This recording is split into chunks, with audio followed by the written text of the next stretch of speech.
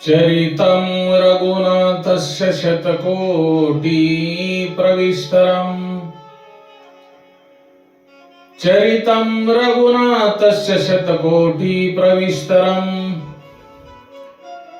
एकैकाक्षरं कुसामः पातकनाशनम् एकैकाक्षरं कुसामः पातकनाशनम् श्रीराम जय जय राम। आपण जो धर्म पाहिला आहे, धर्मांचे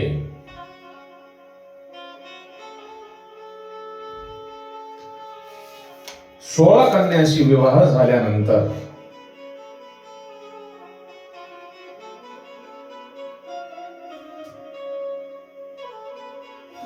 धर्माने ज्या दक्ष प्रजापतींच्या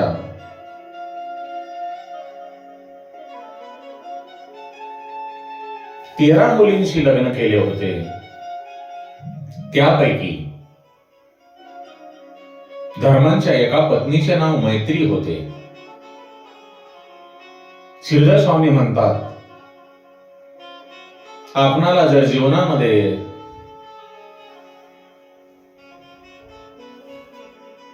सुखी समाधानाने राहावयाचे असेल तर कोणाशीही वैर करू नका, सर्व प्राणी मात्रांशी मैत्री करा।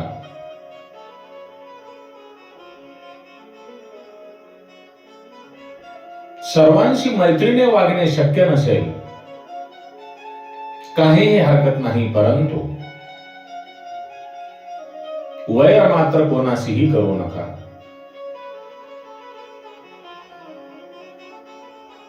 धर्माची 13वी पत्नी म्हणजे मूर्ती आहे।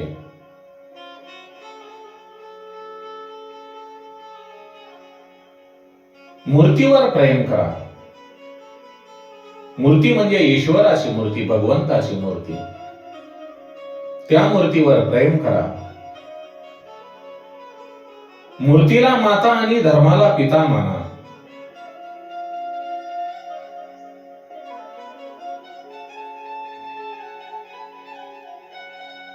बद्रीनारायण भगवान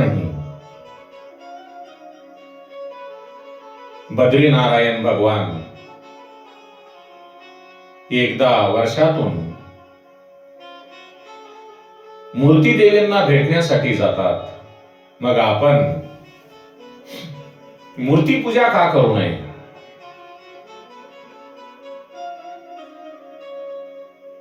असे मैत्रेय ऋषींनी विदुरांना कथा सांगतात। पुढे ते दक्ष प्रजापती यांची कथा सांगतात।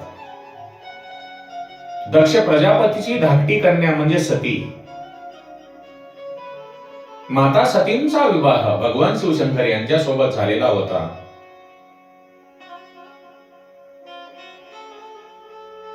दक्ष प्रजापतीने भगवान शिवशंकराचा अपमान केल्यामुळे माता सतीने आपले शरीर यज्ञमोहाला योगाग्नीद्वारे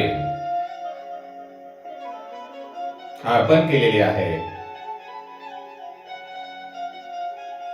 भगवान शिवशंकर या जगाचे आद्य गुरु,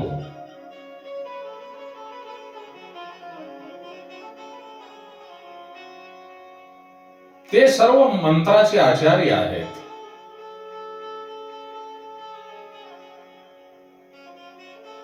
त्यांना गुरु मानून त्यांच्याकडून मंत्र दीक्षा घेण्याऐवजी दक्ष प्रजापतीने त्यांचा अपमान केला। त्यामुळे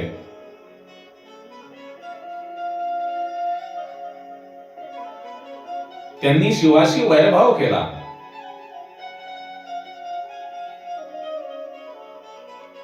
असे मैत्रेय ऋषी विदुरजींना सांगत असून ते पुढे सांगतात, प्रयागराज तीर्थक्षेत्रावर एक मोठे ब्रह्मसत्र झाले होते। तेव्हा शिवशंकर पीठाधिपती होते। भगवान शिवशंकर हे नारायणाचे ध्यान करत होते.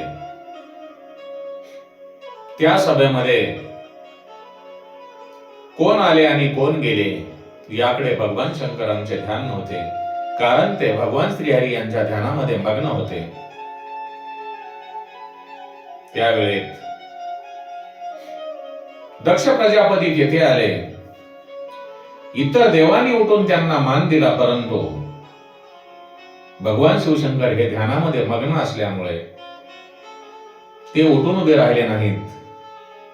भगवान शंकरांनी आपल्याकडे लक्ष दिले नाही. हे पाहून दक्षाला राग आला आणि तो त्यांची निंदा करू लागला.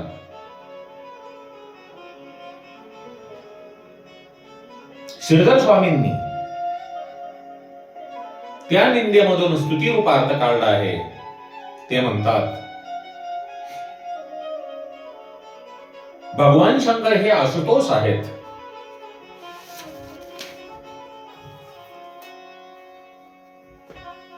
त्यांच्या दरबारात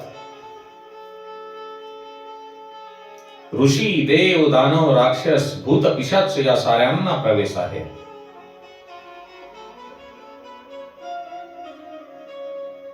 श्रीरामांच्या दारात मात्र सर्वांना प्रवेश नाही, कारण प्रभू श्री रामचंद्रांच्या दरबारामध्ये हनुमानजी महाराज नेहमी गदा घेऊन उभे असतात.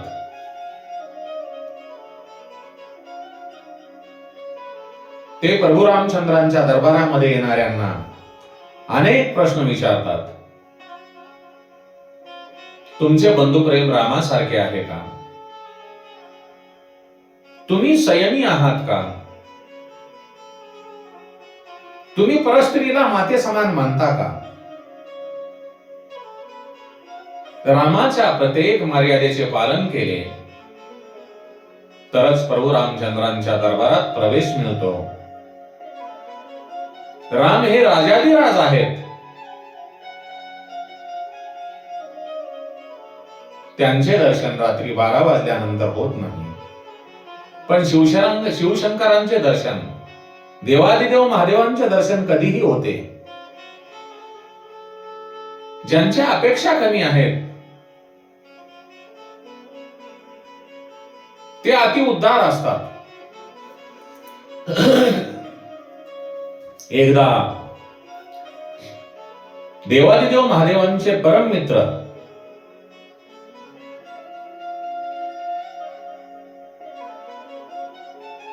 कुबेर भांडारी शिवशंकरांना विचारतात, मी तुमची काय सेवा करू?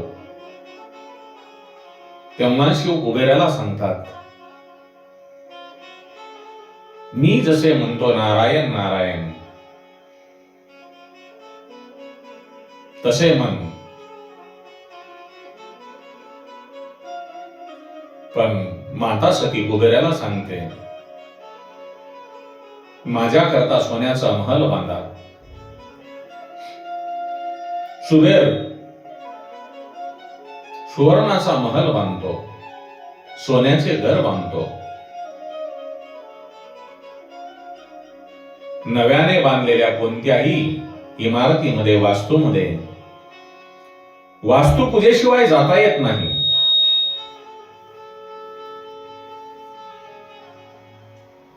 आणि वास्तुपूजेसाठी ब्राह्मणाला बोलवावे लागणार. म्हणून मग पूजेसाठी रावणाला पाचारण केले जाते. रावण वास्तुपूजा करतो. भगवान शंकर प्रसन्न होऊन रावणाला म्हणतात, हे रावण, तुला जे पाहिजे असेल ते मागून घे. तेव्हा तो रावण भगवान शंकराकडे माता पार्वतींनी कुबेराला बांधण्याकरता सांगितलेला महल मागतो. भगवान शंकर हे उद्धार आहेत. ते कोणालाही परत पाठवित नाहीत. ते रावणाला सुवर्णाचा महल देऊन टाकतात. रावणाला खूप आनंद होतो.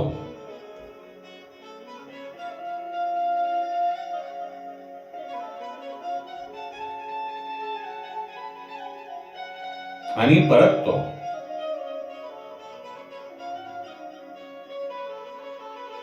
भगवान शंकर यांच्याकडे आपल्याला सुवर्ण महल मिळालेला आहे, परंतु माता सती यांची सुद्धा तो मागणी करतो. तेव्हा भगवान शंकर आपली पत्नी माता सती यांना पण रावणाला देऊन टाकतात.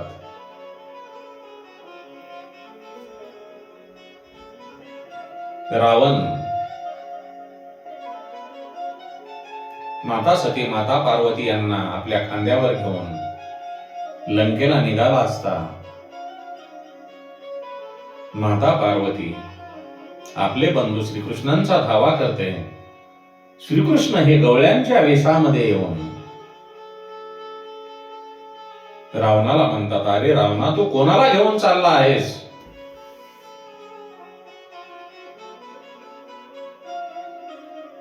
भगवान शिवशंकर आपली पत्नी पार्वती हे कोणाला देतील का? त्याने त्यांची खरी पार्वती पाताळात लपवून ठेवली आहे. ही तर पार्वतीची दासी आहे. तेव्हा रावणाला गवळ्याच्या रूपातील भगवान श्रीकृष्णांचे म्हणणे पटले. त्याने माता पार्वतींना लगेचच खांद्यावरून खाली उतरवले आणि तो पुढे गेला.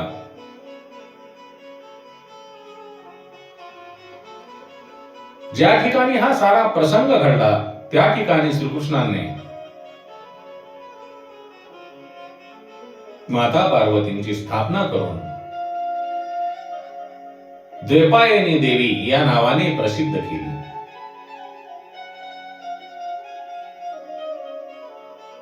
दक्ष प्रजापती भगवान शिवशंकरांची निंदा करताना पुढे म्हणतो, भगवान शिव हे स्वैराचारी आहेत, तो गुणहीन आहे.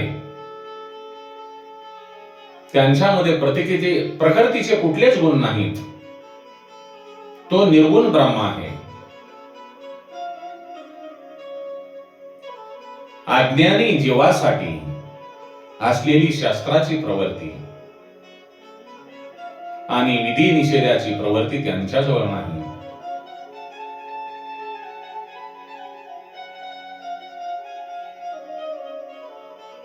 तेव्हा दक्ष प्रजापती पुढे म्हणतो, आजपासून कोणत्याही यज्ञात देवाबरोबर महादेवांना आहुतीचा भाग देण्यात येणार नाही. दुसऱ्या देवाबरोबर शिवशंकराची बरोबरी कशी होईल?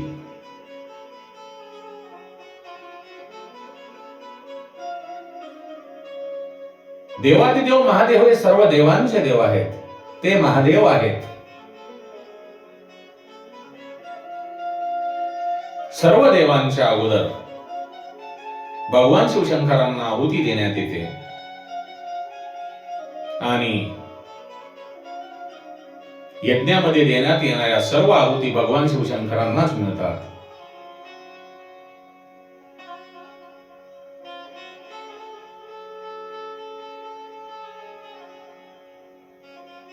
भगवान शंकर आणि माता पार्वती यांच्या विवाहाच्या वेळेचा हा प्रसंग आहे.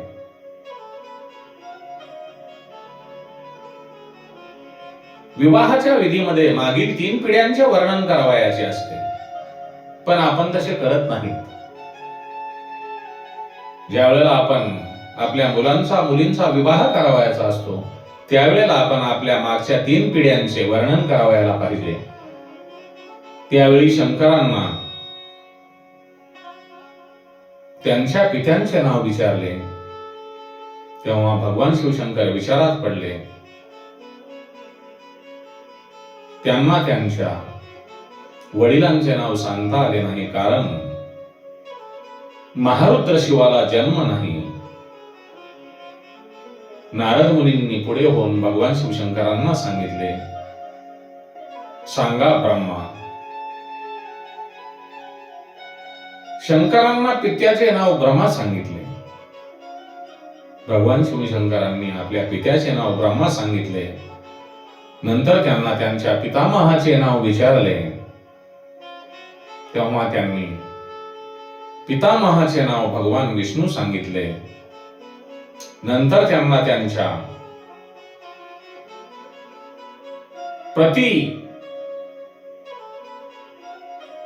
प्रपितामहाचे नाव काय?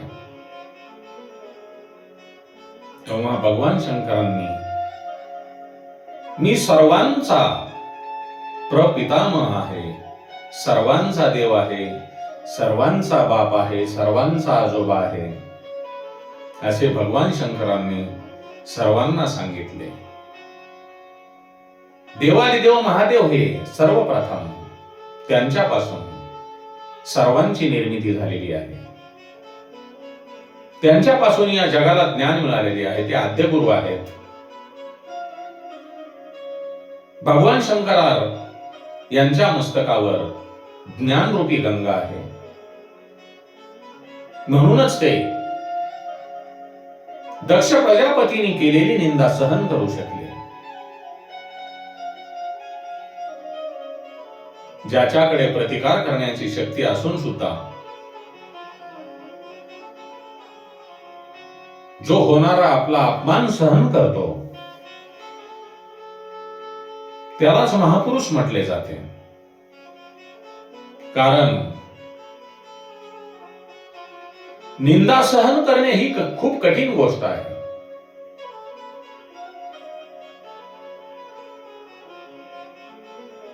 भांडण वाढविणाऱ्याला आणि निंदा न सहन करणाऱ्याला किंवा निंदा केली असता रागावणाऱ्याला वैष्णव म्हणत नाहीत, तो संत नाही. त्या सभेमध्ये दक्ष प्रजापतींनी भगवान शंकराची निंदा केल्यानंतरही शिवशंकर एक शब्दही बोलले नाहीत. त्या सभेमध्ये भगवान शिवशंकरांच्या गणापैकी एक असलेले नंदिकेश्वर उपस्थित होते. त्यांना मात्र आपल्या देवतेची निंदा सहन झाली नाही. त्यांनी दक्ष प्रजापतींना 3 शाप दिले.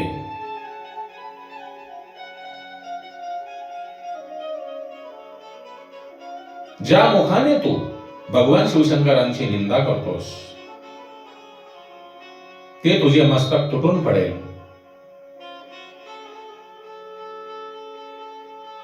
तू बकऱ्याचे मस्तक धारण करावे लागेल. तू बकऱ्याचे मस्तक धारण करशील आणि तुला कधीही ब्रह्मविद्या प्राप्त होणार नाही.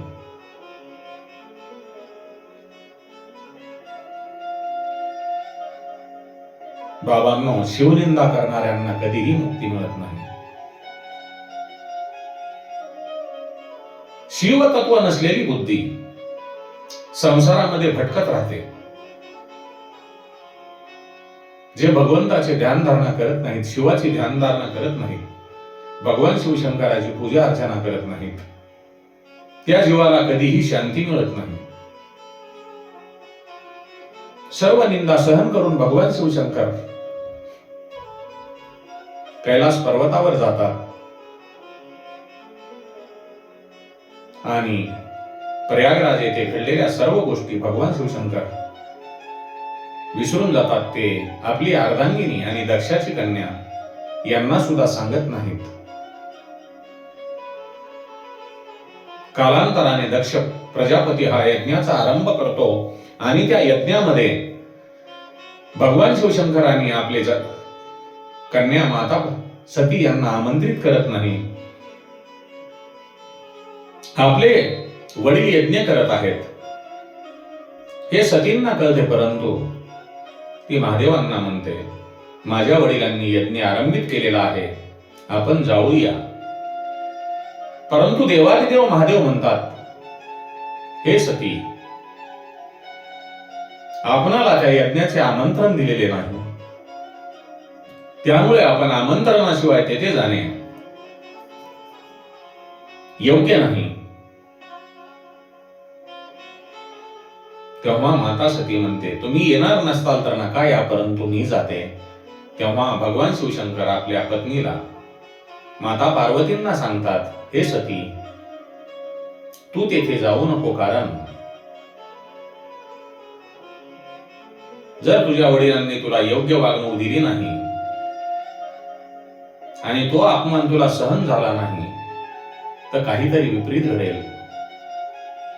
परंतु शिवशंकरांच्या म्हणणे माता सतीला पटत नाही. ती यज्ञाला जाण्याची तयारी करते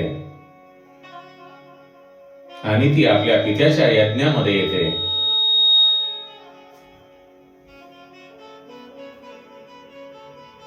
दक्ष प्रजापती हा आपण सतीला आमंत्रण दिलेले नाही तरी पण ती यज्ञामध्ये आलेली आहे. तो तिच्याकडे दुर्लक्ष करतो. सती आपल्या वडिलांना वंदन करते तरी पण दक्ष प्रजापती मदाने उन्मत्त झाल्यामुळे आपल्या मुलीकडे सतीकडे पाहत नाही. तेव्हा तो त्या आपल्या मुलीला सतीला म्हणतो, तू निमंत्रणाशिवाय येथे कशी आलीस? असे आपल्या पित्याचे अपमानपूर्वक शब्द ऐकून ती निराश होते आणि येथे थांबणे योग्य नाही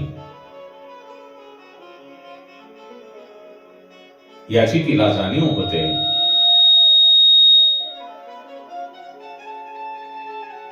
ती इकडे तिकडे पाहत असताना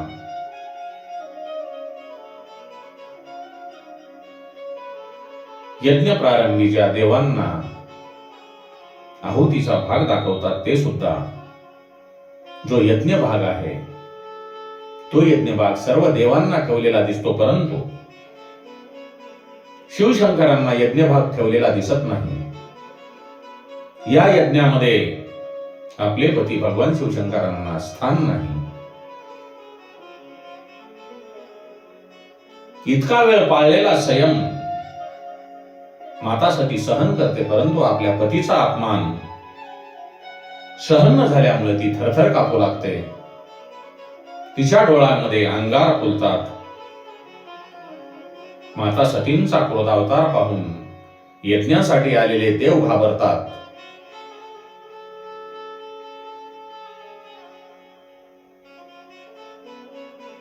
माता सतींना क्रोध अनावर झाल्यामुळे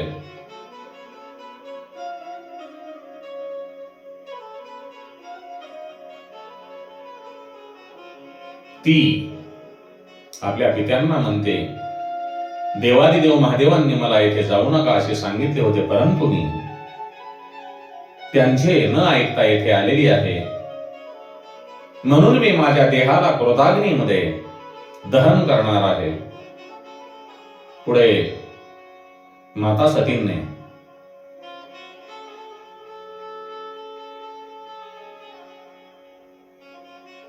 दहन करण्यापूर्वी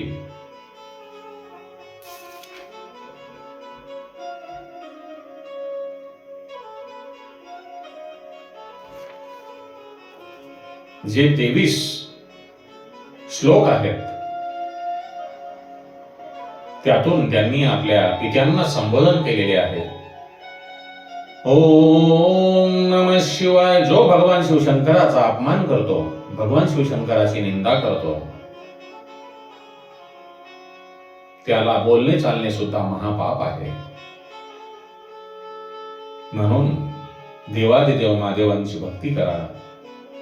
माझा भोळा शिव त्यांचे भजन करा. सांगा या शिवाला, भोळ्या शंकराला, तुझ्यासाठी आलो देवा देव दर्शनाला. सांगा या शिवाला, भोळ्या शंकराला, तुझ्यासाठी आलो देवा देव दर्शनाला. तुझ्यासाठी आलो देवा